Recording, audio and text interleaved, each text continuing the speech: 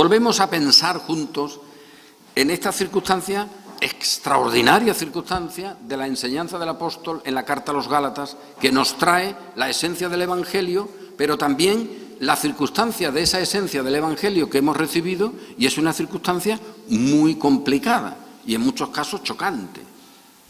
Hemos leído esa parte final del llamado Concilio de Jerusalén, porque allí tenemos cosas muy prácticas, como la Iglesia en estos primeros tiempos se reúne para tratar esa cuestión de qué hacer con los judíos que seguían guardando los ritos, y cómo algunos de ellos, diciendo que venían de la Iglesia de Jerusalén, pues intentaban que esos ritos fuesen obligados para todos los nuevos convertidos, aunque esos nuevos convertidos fuesen gentiles, evidentemente. Y eso creó dificultades en la Iglesia primera. Todavía estaban los apóstoles por allí y la Iglesia de Jerusalén era el centro de donde habían salido, pero luego había otras iglesias como Antioquía, donde eso creaba muchas dificultades.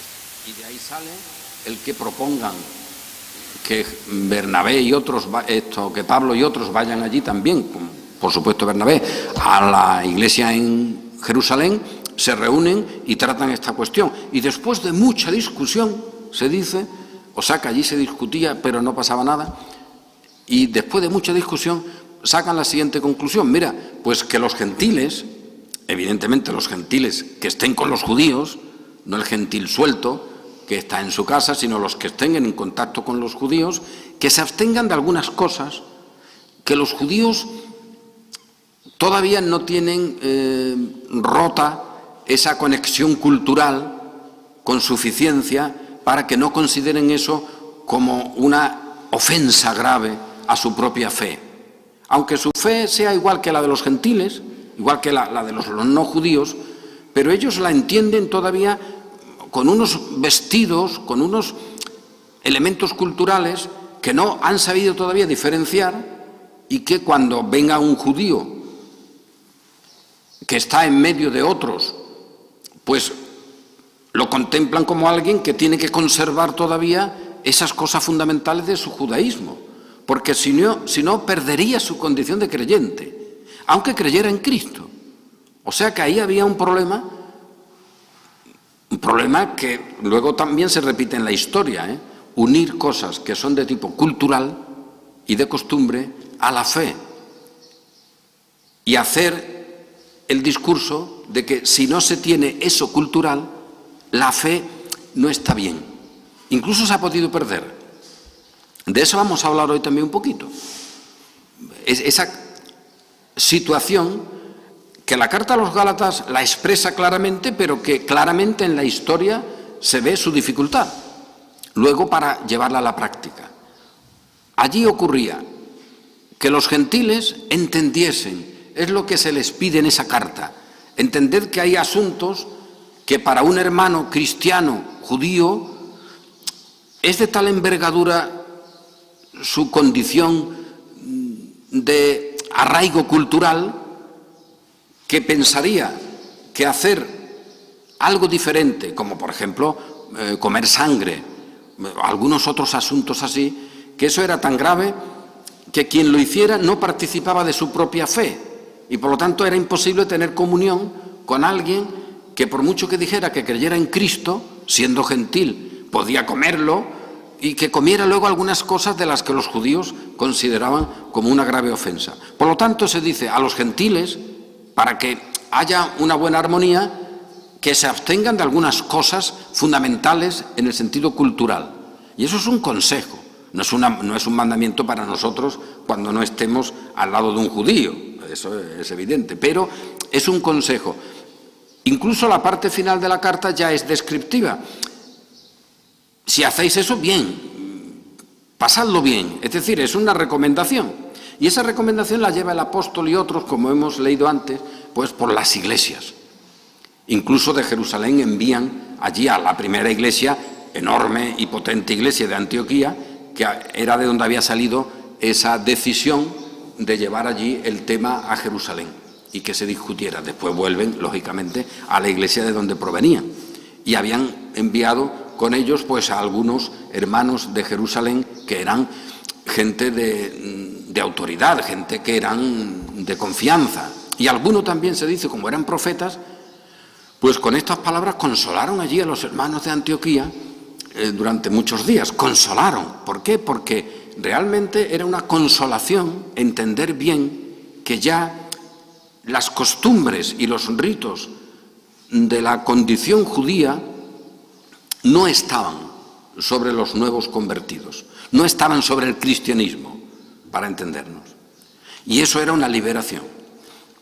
Y luego, precisamente en esa iglesia en Antioquía es donde ocurre aquel episodio sorprendente de que Pedro, pues estaba el hombre con toda libertad, reuniéndose con todos, y cuando llegan a algún grupo que él sabía además que era un grupo de estos rarillos de Jerusalén, pues ya no comían, ya no se juntaba con los gentiles.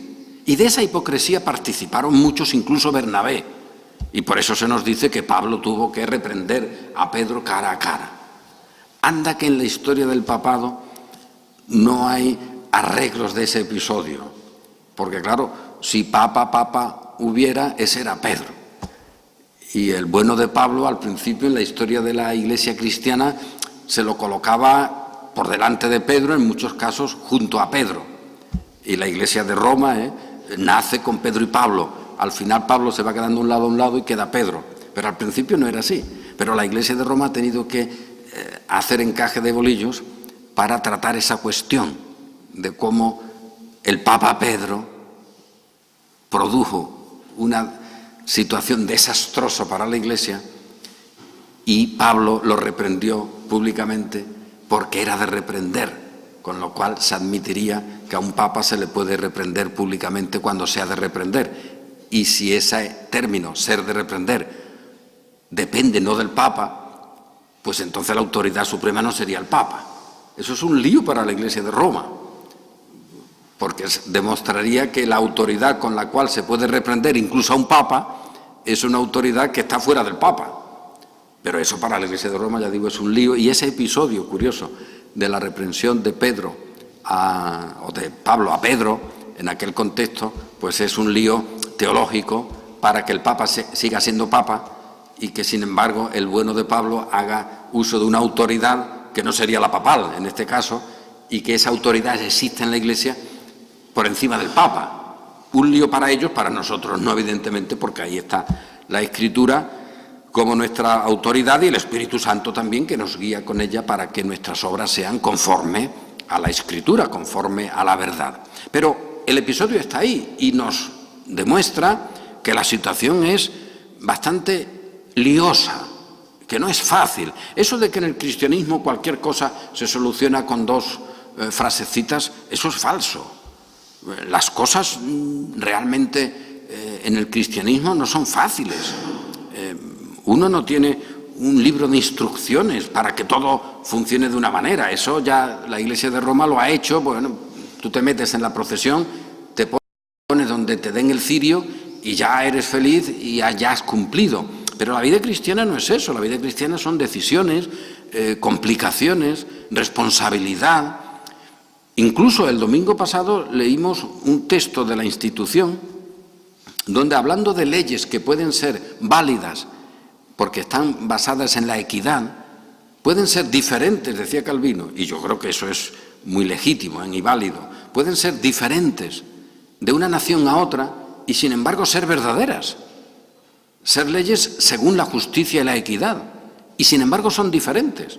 ¿Por qué? Pues porque hay contextos donde las cosas se tienen que hacer de una manera y contextos donde se tienen que hacer de otra. Son diferentes, pero lo que prima es que se hagan conforme a la búsqueda del bien, a la búsqueda de la justicia, del bien común, por lo tanto, según la regla de la equidad. Por lo tanto, según la regla de la equidad, incluso podría haber una actuación social en una parte que no sea igual que en otra y sin embargo ser válidas. Y eso no es relativizar la conducta humana, eso no es negar la verdad. Eso es decir que la verdad completa y la verdad de Dios, cuando se topa con la historia, hace que esa recepción y esa vivencia se relativice y que pueden ser de modos diferentes. Eso ya incluso ocurría cuando estaba la ley de Moisés en vigor.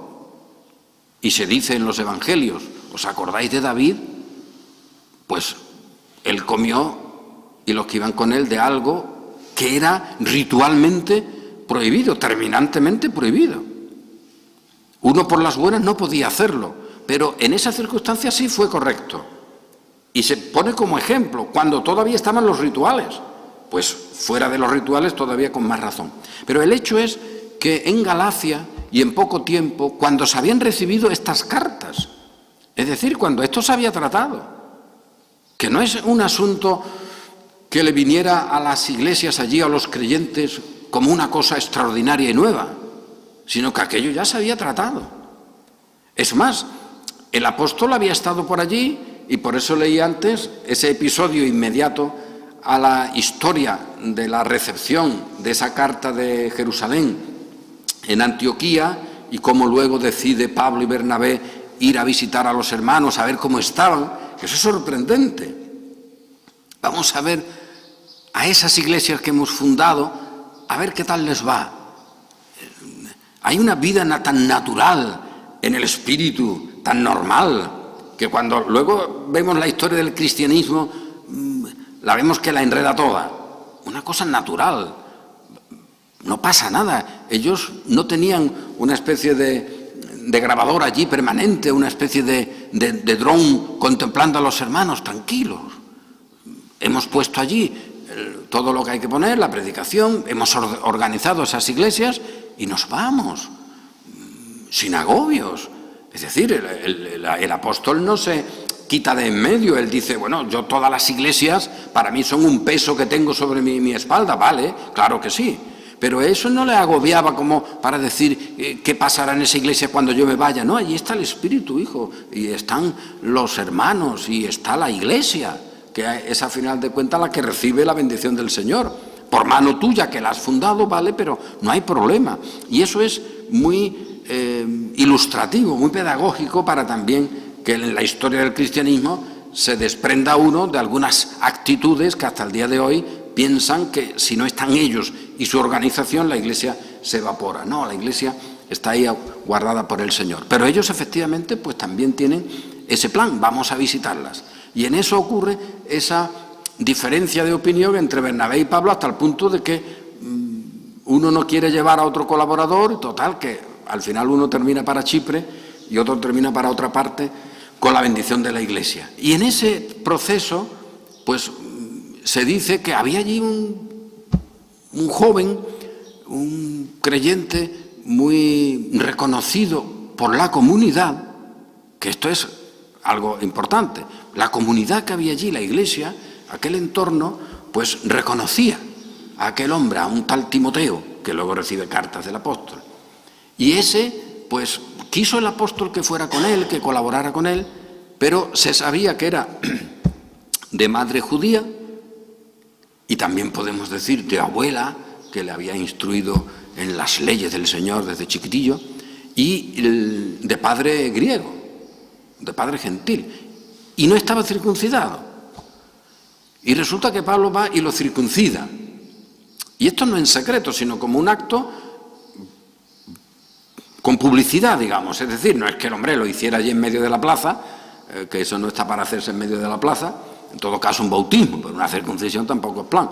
Pero eso fue conocido. ¿Por qué? Porque Pablo quería que se tuviera en cuenta que para trabajar con los judíos, para cuando se encontrara con judíos, no hubiera esa pega de que aquel no lo iban a recibir y no recibirían su palabra, porque siendo de madre judía, sin embargo, él no estaba circuncidado. Y el apóstol lo circuncidó. También sabemos que hay otra ocasión en la que le presentan a otro para que lo circuncidara de mala manera, por razones diferentes, y Pablo dice, yo a este no lo circuncido, de ninguna manera lo circuncidaré. Eso demuestra que a veces una misma cosa depende de cómo se esté haciendo para que sea válida, muy válida, o para que haya que frenarla y no hacerla en absoluto. La misma cosa, circuncidar a uno que no había sido circuncidado cuando chico. A Timoteo lo circuncidó Pablo y a otro de ninguna manera, nos dice, accedió a circuncidarlo. Bueno, pues todo esto nos coloca ahora en el texto que hemos leído. Vosotros estad libres en la libertad con que Cristo os ha hecho libre, le dice a los Gálatas, y que hemos leído tantas veces y tantas veces tratado entre nosotros. No volváis a caer otra vez en la esclavitud. Yo os digo que si os circuncidáis, de nada os aprovechará Cristo. Alto ahí. Entonces Pablo circuncidó a Timoteo para que nada le aprovechara a Cristo. Evidentemente no. Por lo tanto, incluso la expresión circuncisión, pues depende de dónde se esté usando, significa una cosa u otra.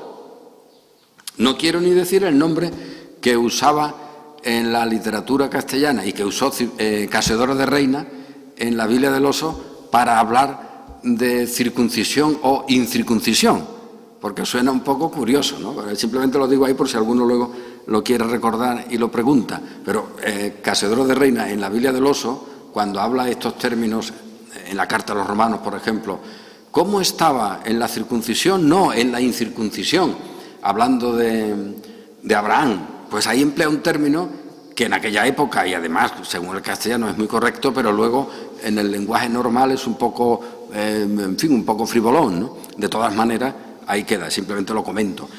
Pero ese es el caso, depende de dónde estés usando la circuncisión, ese término incluso vale de una manera o de otra. Pablo, cuando está diciendo aquí, yo digo que si os circuncidáis, de nada os aprovechará Cristo. Bueno, habría algunos que fueron circuncidados y que no pasaba nada. Pero aquí estaba pasando, y eso es lo que tenemos que repasar nosotros, lo que allí pasaba. Y esto quiero ponerlo en relación con dos situaciones que a veces no se tratan mucho. La primera es que un poquito de levadura, dice Pablo, eso hace que toda la masa se llene, se afecte.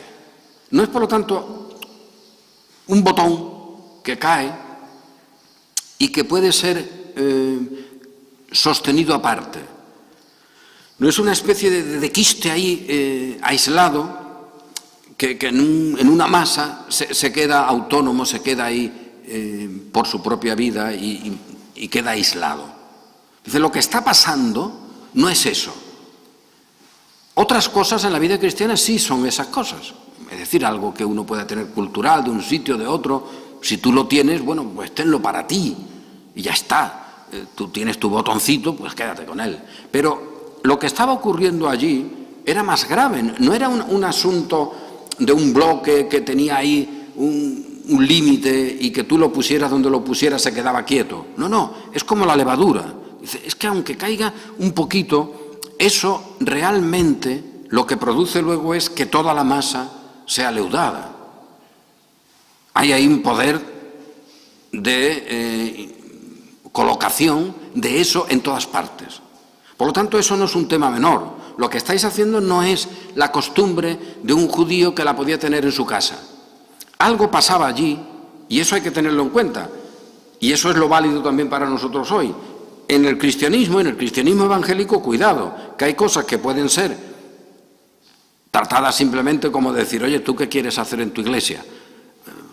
El culto con un velo, por pongamos un caso, ¿todas las mujeres con velo? Bueno, pues todas las mujeres con velo, que se pongan lo que le dé la gana a cada una en la cabeza. Pues, pero si tú eso lo exiges, ya es levadura.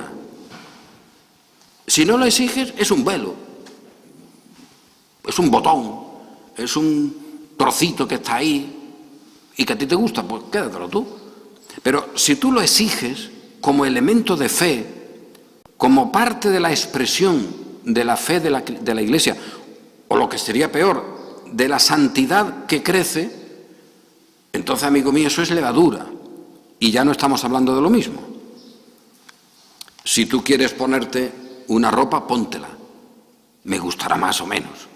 Pero si tú exiges que yo me la tengo que poner para ser cristiano, eso es levadura, ya no es una cosa tuya. Porque si tú la tienes y te gusta, tenla para ti mismo. Esa es tu fe. ¿Tienes tu fe? Tenla para ti mismo. Ese es tu mundo cristiano, pues tenlo para ti, hijo. Yo te avisaré de que hay cosas que no merecían la pena que te preocuparas por ellas, pero si tú la quieres, allá tú. Ahora, si tú lo impones como modelo, entonces eso ya es levadura. Y Pablo dice, y cuidado con la levadura porque aunque sea un poquito, eso si no se tiene en cuenta, si no se corta, si no se ataja, si no se quita, al final la masa entera se afecta. Por lo tanto, esa era la situación. No era una situación de costumbre, no era una situación de discusión sobre un tema menor, sino que cuando se estaba obligando a que se tuviera una conducta determinada, incluso una conducta externa, ritual, como necesaria para participar de Cristo y de su obra, eso no era una cosa cultural. Si son cosas culturales, volvemos a decirlo, que cada uno tenga lo que quiera, pero cuando eso se pasa a obligación, la cosa cambia. Y eso es lo que ocurre muchas veces. Oye, que tú quieres tener una vida cristiana de progreso y de no sé qué cosas, con un libro, con un autor o con un profeta, yo qué sé. Tenla tú, hijo. Tampoco te vamos a impedir que tú vivas como a ti te parezca. Yo te diré que eso es perder el tiempo. Y no yo, Pablo ya te dice, es verdad que hay algunas cosas que tienen un cierto prurito de ser notables y de ser así muy sobresalientes en la vida cristiana. Pero Pablo dice, pero luego estas cosas en realidad contra el pecado no sirven. Es verdad que tienen cierta familla de control, de gente que está por ahí, en fin, con su aureola de santidad, vale, pero dice Pablo, pero eso realmente contra el pecado no sirve. Tú la tienes, te pones las manos así para caminar por la calle, vale, te dirán que eres un santito, en todo caso. Pero eso en realidad contra el pecado no vale nada.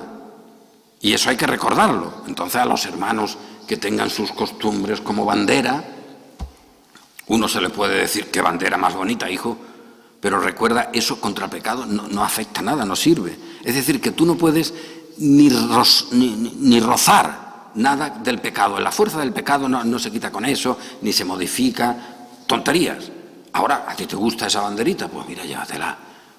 Yo ya te digo que eso es cuestión de gustos. Y no tendría importancia. Pero cuando tú digas, no, es que esa bandera, como tú no la llevas en la mano, tú no eres creyente.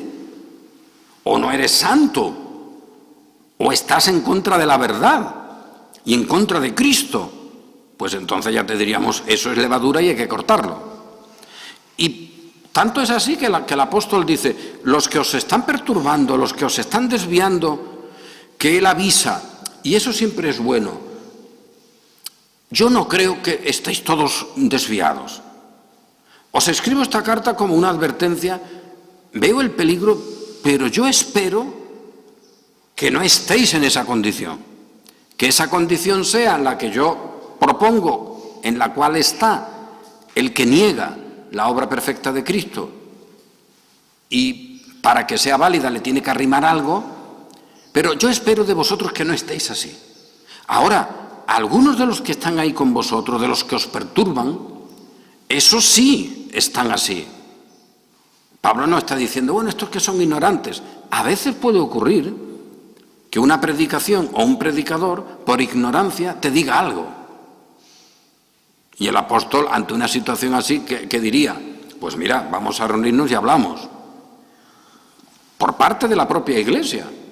Esto es así. Pero lo que Pablo tiene en cuenta es, estos maestros ya vienen como un elemento que no hay arreglo en ellos. Estos vienen como levadura. No se trata de ignorancia en ellos, no se trata de gente que está equivocada, que no ha recibido enseñanza. No. Estos son falsos. Y eso hay que tenerlo en cuenta siempre en la vida de la Iglesia. Nosotros nos podemos encontrar con pastores, ahora hay que poner barra, pastoras, por alguna razón, cualquier pastor que se precie, su mujer tiene que ser pastora, eso cada vez abunda más. El pastor y la pastora. Es verdad que por inercia muchas veces se ha tenido esa, recepción. La mujer del pastor en la iglesia también es como una pastora. Pero antiguamente eso era una referencia. Pero ahora no, ahora es que son matrimonios pastorales. El pastor y la pastora. Eso es cada vez más común. Por eso digo pastor, pastora. En cualquier caso, le pongamos la barra o no, que hoy hay que ponerla siempre, el dato es, alguien te puede estar hablando de una barbaridad teológica, y te podrá estar diciendo una terrible herejía, pero es que esa persona, oye, ni siquiera cae en la cuenta de lo que está diciendo. Entonces vamos a hablar con él en lo que podamos, vamos a explicarle, hombre, que está diciendo una cosa que nada tiene que ver con la verdad, que tenga cuidado porque eso procede de tal sitio, eso procede de tal maestro. Y esa persona luego, ante eso, podrá reaccionar de una manera o de otra. Pero hay otros que no. Hay otros que ya conocen. Y curiosamente, por eso, a veces el modelo más peligroso de los maestros es donde más maestría hay, donde más teología hay, donde más conocimiento teológico hay. Y ese es el dato. Hoy, poniendo esto en la práctica, habría iglesias evangélicas, no hablamos ya de Roma, también podría incluirse, pero vamos a hablar de iglesias evangélicas en las que la enseñanza desde su nacimiento ha sido tan difusa para nosotros, en nuestro modo de comprender la fe, pues bueno, han sido iglesias que han nacido ya con una teología rarísima, dispensacional, totalmente lo que llamaríamos arminiana, por ejemplo, para que alguien ya se ubique. Y eso ha sido así, han nacido así, han crecido así y así te la encuentras. Con esa gente en muchos casos hay que tener la precaución de decir, ¿saben lo que dicen? ¿Se dan cuenta de las conclusiones a las que se podría llegar? Y habría ahí, digamos, incluso una especie de margen, una especie de terreno de discusión. El problema está en otras iglesias que se llaman protestantes, reformadas o ortodoxas o yo no sé de qué tipo, que sí conocen. Que esas no se puede decir que es que han nacido en un desconocimiento, no. Su nacimiento es específico. Las lecturas que hacen son lecturas de gente que están en un ámbito concreto. A veces ahí está más el problema, porque esas personas se las puede tratar con más conocimiento. No con alguien que por desconocimiento yerra, sino como alguien que con todo conocimiento dice. Y si eso que te dice es chungo, es falso, pues la cosa se agrava más. Y el apóstol efectivamente está diciendo, los que os perturban, o el que, en realidad no es una sola persona, el que sea, que os perturba, ese llevará la culpa, O sea que Pablo está hablando aquí de manera tan seria que luego al final, en el pasaje que hemos leído, dice, ojalá, en el versículo 12, se mutilasen los que os perturban. Y esto es una expresión que todo el mundo reconoce, es muy dura por parte del apóstol. Ojalá se mutilasen los que os perturban. De inmediato alguno diría, bueno, este hombre no tenía amor, este hombre solidario no era, dialogante menos, y ecuménico, este no era ecuménico, este era un bruto, este era un iconoclasta, porque mira que decir que ojalá se mutilasen los que os perturban. Claro, el apóstol está diciendo, no se trata de algo secundario, no se trata de algo en lo que se puede tener una opinión u otra y que así se reconozca, porque si tú dices que quieres tener algo porque tus padres lo tenían y tú lo sigues haciendo, Pablo mismo lo hace, él cumple ritos, va al templo, hace ritos judíos, y eso no pasaba nada, y hemos de conocer y suponer en muchos casos que muchos cristianos judíos también circuncidaban a sus hijos varones, también los bautizarían, no sabemos mucho de eso, pero la realidad es que los judíos circuncidaban después de haberse convertido, eso es evidente. Ahí no hay problema. Y que siguieron guardando el sábado y las cosas como culturalmente se hacían y que tenían una vida litúrgica semejante al resto de los judíos, eso es evidente. Así aparece al principio en el Nuevo Testamento. Los de Jerusalén hacían eso, iban al templo, estaban allí. Por mucho que ahora queramos decir, no, hay una separación. No, separación no hubo. Hubo una mezcla. Y no todo el mundo entendió que eso había que separarlo de la obra de Cristo, y tanto es así que no se entendió que hubo que hacer un concilio en Jerusalén para tratar el tema. Pero el caso no es, por lo tanto, algo indiferente, algo que te puede gustar más o menos, pero que no tenga luego una repercusión sobre lo fundamental. Pablo dice, estos que os enseñan, estas cosas que estáis vosotros recibiendo y que espero y confío que no las hayáis ya integrado, es decir, que estéis ahí, que yo os digo lo que puede pasar, lo que le pasa a quien sigue eso, pero yo espero que vosotros no estéis así. Ahora, estos que os perturban, esos sí están. Y Pablo dice, ojalá se mutilasen estos que vienen a destruiros.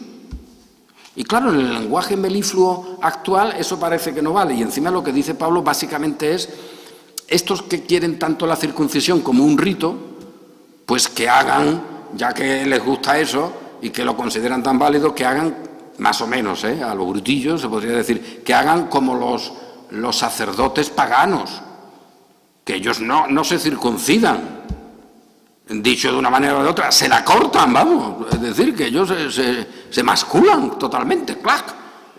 Tú que le das un aprecio enorme a un poquito de pellejo, pues ojalá se corten de golpe, que es lo que en muchos cultos paganos se hacía.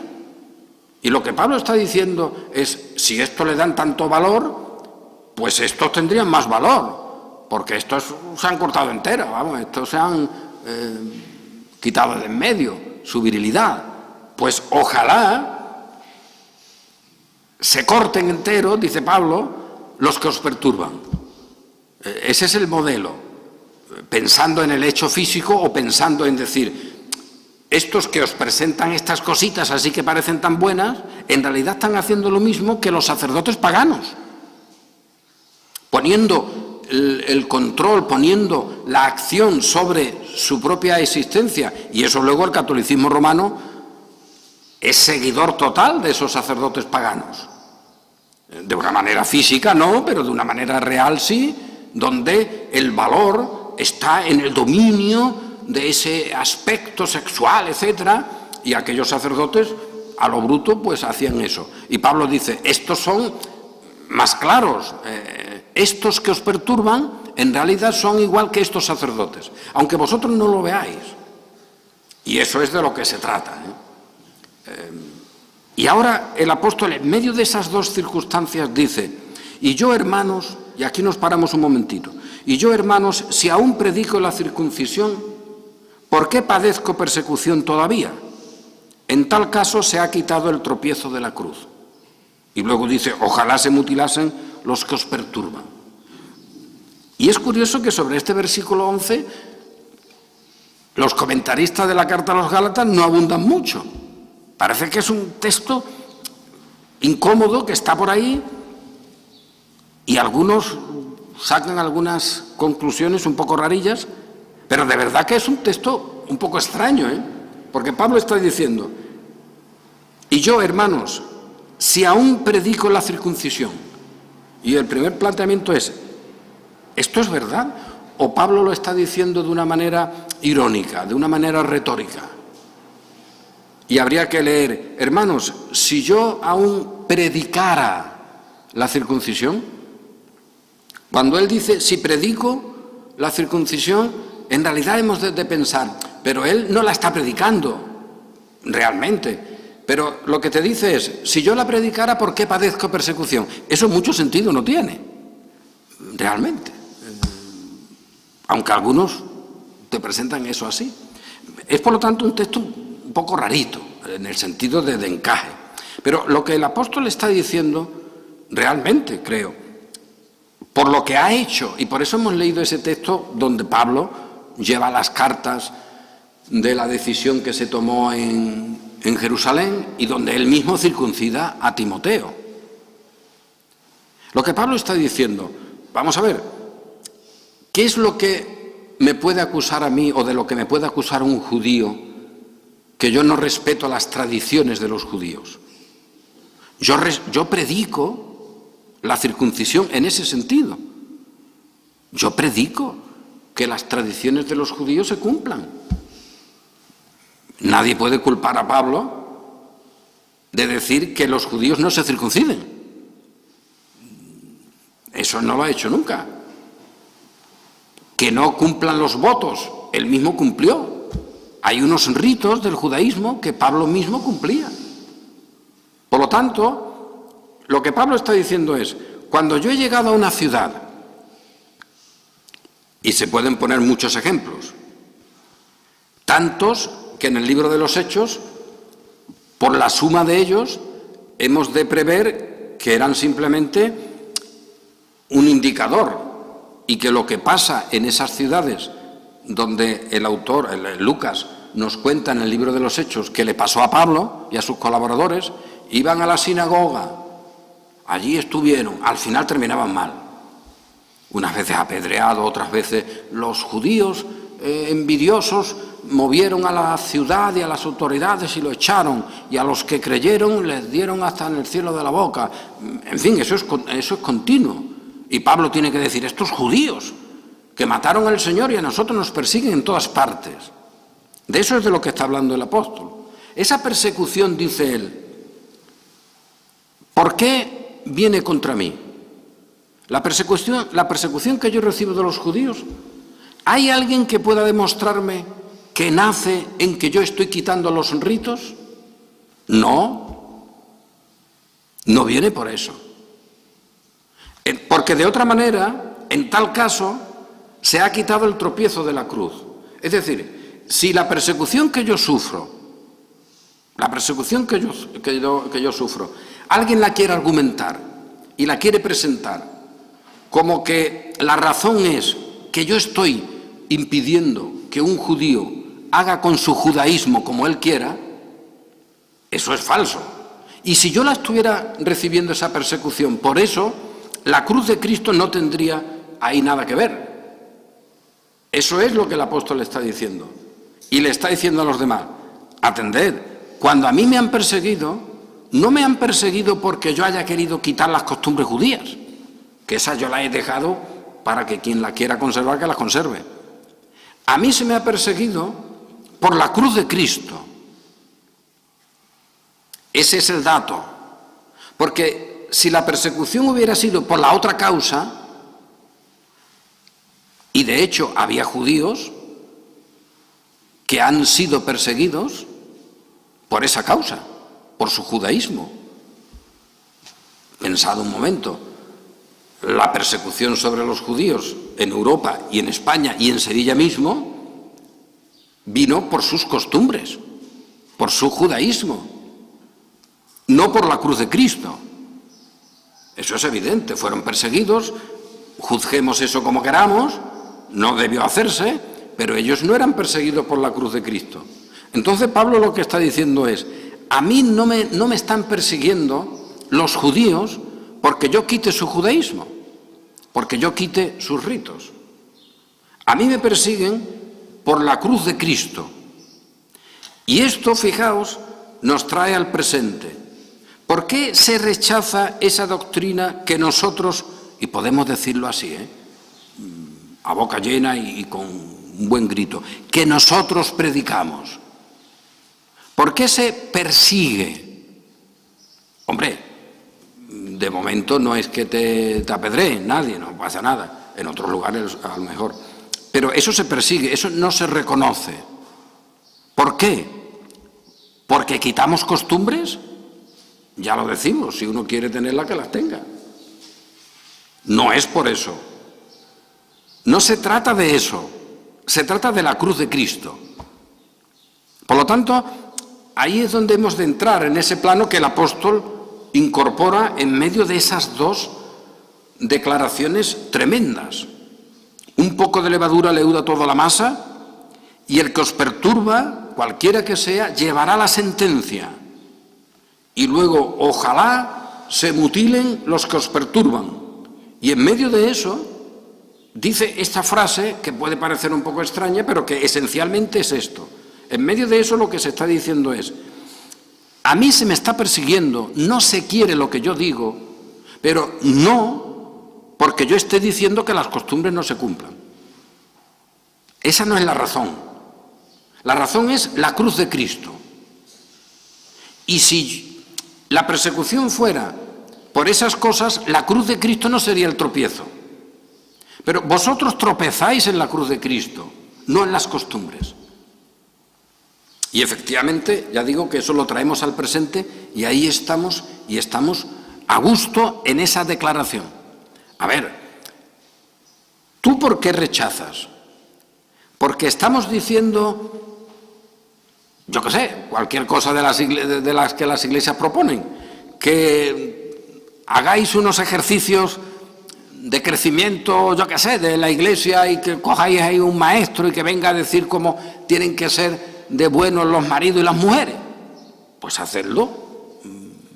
Oye, nosotros no negamos eso.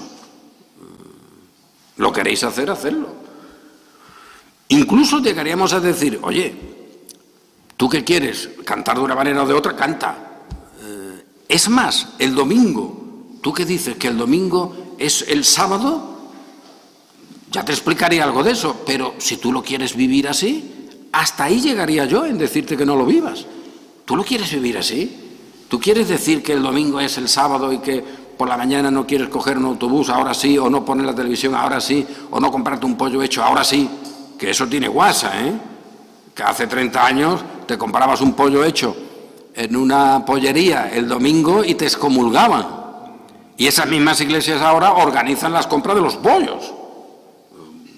Vamos, que las cosas son como son. Vamos a decirla de esa manera porque la gorra hay que tenerla cerca para dar un par de gorrazos.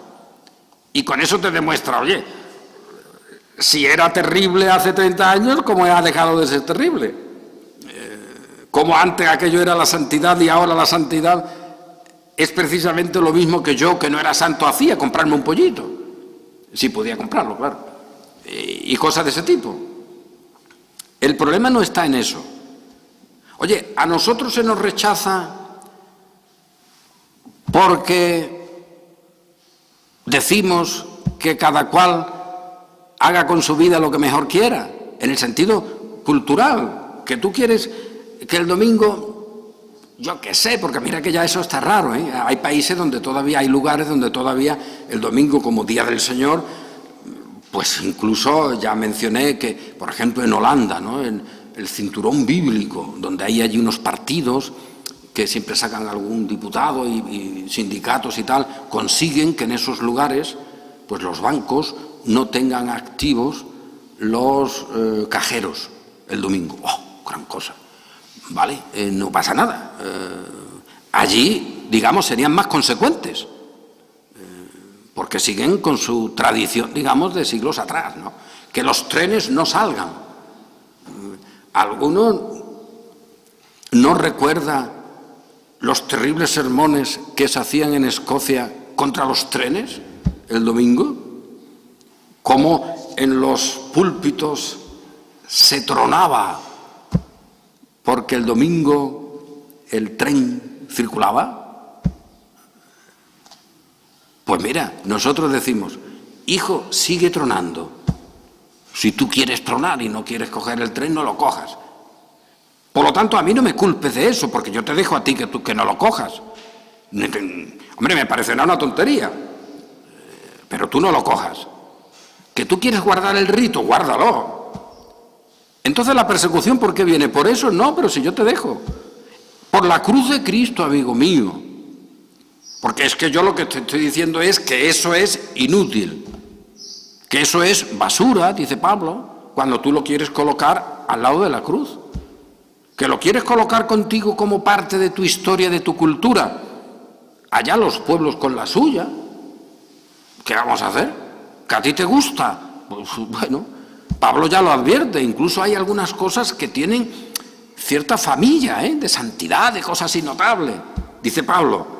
Pero poder contra el pecado no tienen nada. Eso no sirve para nada. Por lo tanto, tú ten todo lo que quieras. Ten el ajuar que quieras. Pero cuando llegamos a la cruz de Cristo, puedo decirte que eso, te lo puede decir Pablo, claro, que eso no vale. Pues eso es lo que decimos. Por lo tanto, el rechazo, dice Pablo, a lo que yo estoy diciendo, ¿de dónde procede? De un asunto judío, de relaciones, de costumbres. Si fuera así, la cruz de Cristo ha perdido su condición. Pero no es por eso. Con lo cual, y concluyo, pues se nos abre un campo enorme de que efectivamente puede haber persecución, y la ha habido a lo largo de la historia, por cosas que no son de la cruz de Cristo. Y ahí entramos en un montón de ejemplos. Cristianos perseguidos, ofendidos o despreciados en Escocia porque decían que había que parar los trenes el domingo. Y otros muchos ciudadanos decían, no me pares el tren, tío. Y te podían perseguir o te podían tener en poco o te podrían incluso insultar. Ese insulto y esa persecución, ¿por qué era? Pues igual que a los judíos, por su judaísmo, no por la cruz de Cristo. Y en esas persecuciones nosotros podemos decir, como con los judíos, oye, pues no deberían haber hecho eso, o deberían haber hecho solo hasta aquí. Podríamos tener juicios diversos, pero siempre recordando esto, muchas de las persecuciones y de las dificultades de los cristianos no ha sido ni es por la cruz de Cristo, sino por otras cuestiones. Podríamos decirla en genérico, por su judaísmo. Y eso no quita que también haya persecución por la cruz de Cristo, pero cuidado que en muchísimos casos la persecución, y evidente cuando es entre cristianos, en muchísimos casos ha sido una persecución por su judaísmo. El ejemplo, y termino, la división, la tremenda división, la separación de Oriente y Occidente en el cristianismo, que eso dividió ya a la cristiandad de tal manera que aún hoy, cuando pensamos en cristiandad, casi siempre pensamos solo en Occidente y en las cosas que aquí han pasado, o en la parte latina, que también se llama, ¿no?, esa división, ¿no?, del imperio. Y la parte oriental pues ha quedado ahí un poco desconocida, aunque también se sigue llamando cristiana, y hay muchos cristianos con sus ritos, y seguramente algún cristiano que el Señor haya conservado en su iglesia. La historia de las iglesias orientales, eso es una historia muy desconocida para nosotros, pero allí seguramente algún cristiano también habrá, como el Señor ha reservado siempre en todas partes. Pero ¿por qué se dividen? ¿Y por qué se persiguen? ¿Por qué hay guerras concretas? Por su judaísmo, porque en una parte se decía, aunque parezca esto una cosa terrible para nosotros decir, pero se pudieron dividir por eso, unos decían que la Pascua, la Semana Santa, vaya, la fecha de la muerte, la Pascua de Resurrección, etcétera, era en una fecha, y en la parte latina se decía que era en otra. Y a ver quién mandaba. Hay que celebrar en la iglesia esa Pascua tal día. Y en el otro lado te decían, tampoco variaba mucho, no, es en tal día, y aún lo siguen haciendo. Entonces eso, si tú lo pones ahora ahí a pelearse a esa gente y a romperse la cara y a veces a matarse, literalmente, pues oye, esa es una persecución por su judaísmo, pero no es por la cruz de Cristo. Que luego los cruzados van allí a rescatar Jerusalén y se dan de bofetadas con los moros, con los musulmanes. ¿Por la cruz de Cristo? Hombre, no. Por su judaísmo. Y hoy igual, cuidado ahí, hoy igual. Alguien se puede considerar perseguido porque un gobierno haga una ley de matrimonio entre personas del mismo sexo. Perseguido. La familia. Hombre, es verdad que eso tendría que arreglarse. Como mejor se pueda, cuidado ahí, que tampoco, que siempre ha habido cosas de ese tipo, tampoco vayamos a poner eso como un elemento perseguido. No. Si hay una persecución contra la familia real y verdadera, tremenda, esa es la que hizo el director, creo que es director o presidente o como se llama, del Banco de España, el señor Linde creo que se llama, hace poco, que propone que los pensionistas, en el cobro de su pensión, incluyan el valor de su vivienda. Con lo cual están diciendo, tío, no te pases, que tú tienes una pensión de tanto, pero tú podrías vender tu vivienda. Vendes tu vivienda y resulta que luego tú divides ese valor en los años que tú plantees que vas a vivir y fíjate qué pedazo de pensión te quedaría. No lo dijo con estas palabras. Eso es la destrucción de la familia, no una ley de matrimonio. Esas leyes de matrimonio están ahí para que las quiera usar. Pero cuando desde el gobierno te dicen que tú, como jubilado, incluyas en tu jubilación, hagas tus números con el valor de tu vivienda, que eso se pasa en España y en pocos sitios más, porque tampoco en muchos sitios tienen la gente una vivienda, chiquitita como sea. Pero eso es destructivo totalmente porque anula el propio concepto de familia. ¿Alguien ha protestado por eso?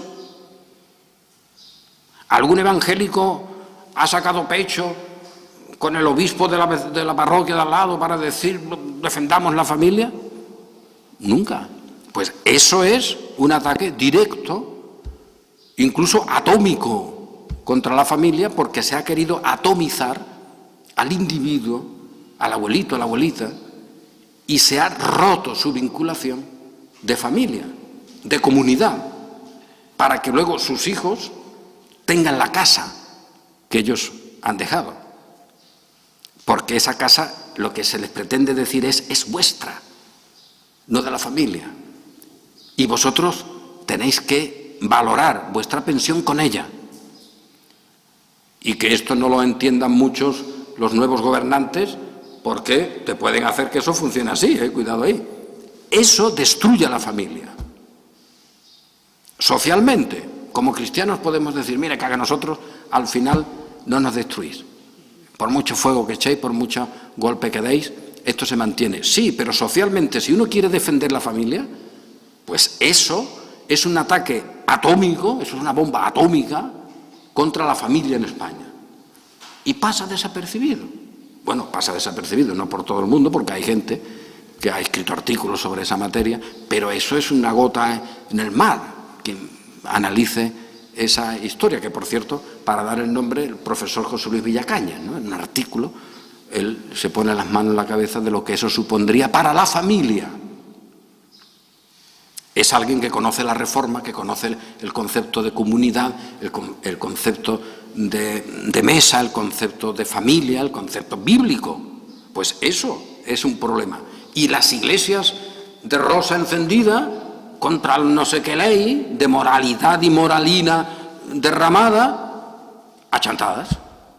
Pues no. Si alguien quiere protestar, ese es un campo, además, clave, porque como eso se plantee y empieza a decirse y empiece a aplicarse, eso sí que destruye la familia. El Señor nos ha guardado hasta aquí y ahora sabemos que hay muchos que pueden ser perseguidos por su judaísmo y a lo largo del tiempo ha ocurrido. Eso está ahí. Nosotros mismos podemos ser afectados por alguna cosa de costumbre entre nosotros, etc. Eso es una cosa aleatoria. Pero la clave, la Iglesia tiene su problema con la sociedad, una sociedad también cristiana, como en el caso de los judíos, en la cruz de Cristo. Esa es la cuestión. Y en la cruz de Cristo nosotros somos más que vencedores. En las costumbres judaicas podemos vencer o no, uno ganar o perder, pero eso es la basura de la que Pablo se desprendió, eso es la muerte, eso es algo que no tiene fuerza ninguna ni contra el pecado, ni para la gracia, ni para la luz, ni para la santidad, eso es nada. Y en la cruz de Cristo lo es para nosotros todo, y en ella seguimos. Amén.